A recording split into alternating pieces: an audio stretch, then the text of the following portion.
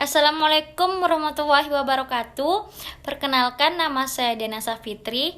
Di sini saya akan sedikit menyimpulkan isi Undang-Undang Nomor 6 Tahun 2011 tentang keimigrasian.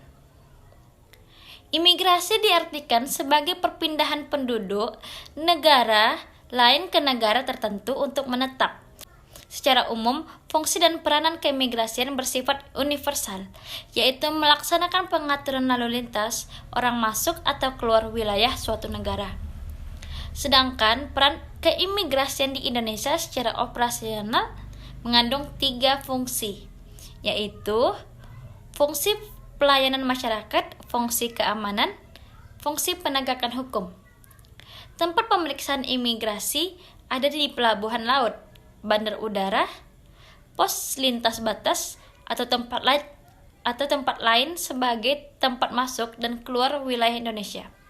Direktur Jenderal bertanggung jawab menyusun dan mengelola sistem informasi manajemen keimigrasian sebagai sarana pelaksanaan fungsi keimigrasian di dalam atau di luar wilayah Indonesia.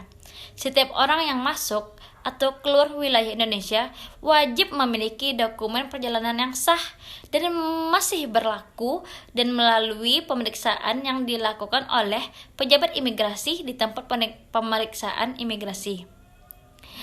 Jika terdapat keraguan atas keabsahan dokumen perjalanan atau identitas diri seseorang, pejabat imigrasi berwenang untuk melakukan penggeledahan terhadap badan dan barang bawaan dan dapat dilanjutkan dengan proses penyelidikan keimigrasian.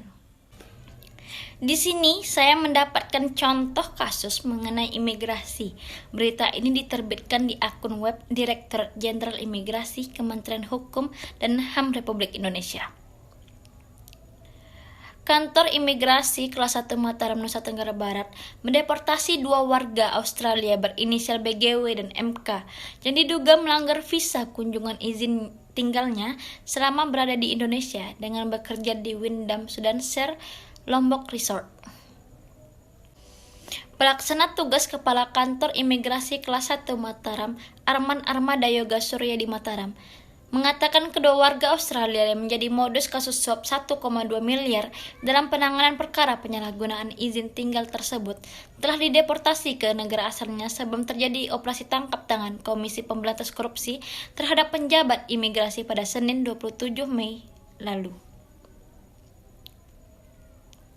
Penyalahgunaan visa kunjungan bagi WNA sebenarnya telah diatur dalam pasal tindak pidana yang diuraikan pada Undang-Undang Nomor 11 2011, Nomor 6 2011 tentang keimigrasian. Sanksi pidana untuk WNA yang melanggar aturan tersebut tersirat dalam pasal 122 huruf A Undang-Undang Nomor 6 2011 tentang keimigrasian. Dalam pasalnya disebutkan ancaman pidana penjara paling lama 5 tahun dan pidana denda paling banyak 500 juta rupiah. Ancaman pidana bagi penyalahguna visa kunjungan sebenarnya tidak hanya dapat menjerat WNA yang bermasalah, pemberi kerja, pihak sponsor, penjamin, dan siapa saja yang menyuruh dan memberikan kesempatan kepada WNA untuk menyalahgunakan visa kunjungan juga dapat dikenakan sanksi pidana. Ancaman pidananya sama seperti WNA dan telah diuraikan dalam pasal 122 huruf B Undang-Undang Nomor 6 Tahun 2011 tentang keimigrasian.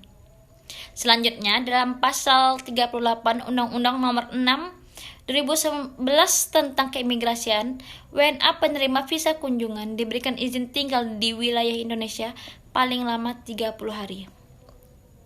Bentuk kegiatan yang dibolehkan antara lain melakukan tugas pemerintahan, pendidikan, sosial budaya, pariwisata, bisnis, keluarga, jurnalistik, atau singgah untuk meneruskan perjalanan ke negara lain. Dalam kasus suapnya, KPK menetapkan Kurniadi, Kepala Kantor Imigrasi Kelas 1 Mataram, sebagai tersangka penerima suap 1,2 miliar bersama Yusriansyah, Kepala Sesi Intelijen dan Penindakan Kantor Imigrasi Kelas 1 Mataram. Kemudian, dari pihak pemberinya, KPK telah menetapkan Liliana, Direktur PT Wisata Bahagia, pengelola Wyndham Sudanshire Lombok Resort. Suap yang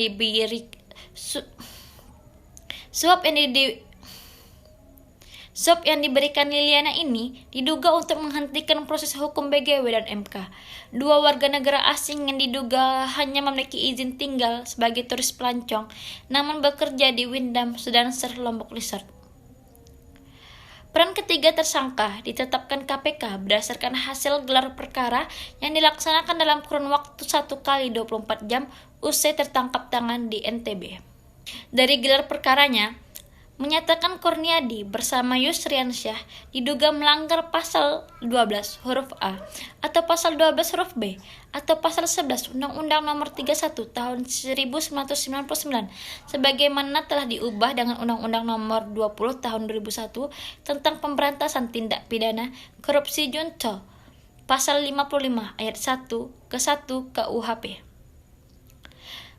Khusus untuk Kurniadi, KPK menambahkan pasal 9 atau pasal 13 Undang-Undang Nomor 31 Tahun 1999 sebagaimana telah diubah dengan Undang-Undang Nomor 20 Tahun 2001 tentang pemberantasan tindak pidana korupsi.